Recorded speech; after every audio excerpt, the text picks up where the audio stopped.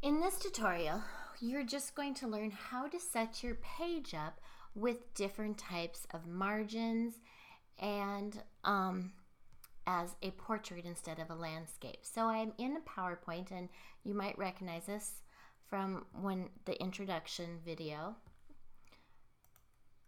So a standard presentation always opens in landscape view. We want it to not print in landscape view. We want to create something that's a portrait view. So it might be, I'm on a Mac. It might be a little different, but it's not much different on a Windows. So go up to File, Page Setup.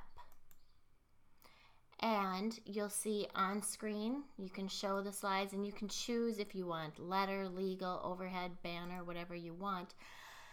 By default, the width and the height take off about 1/2 inch to 1 inch. So you can see the difference because a normal piece of paper is 8.5 by 11. So it's basically 1 inch off each side. I leave that because then I know on my paper, on my background in PowerPoint, I can go all the way to the edge and I don't have to worry about it getting cut off.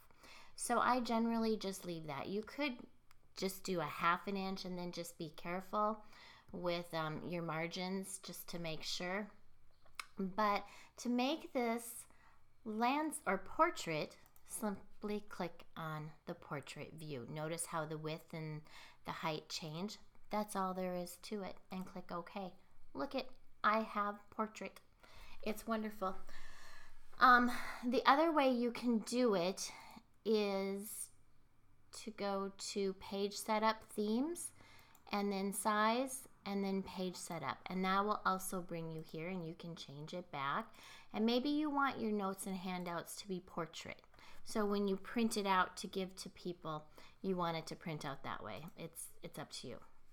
So this is another way under Themes, Page Setup, and I think on Windows it's on the ribbon also.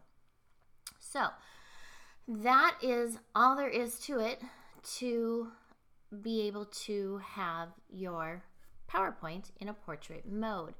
Now, you may want, I lost my train of thought for a minute. Oh, you may want to have this blank, and that's generally what I always do is I start out with a blank sheet.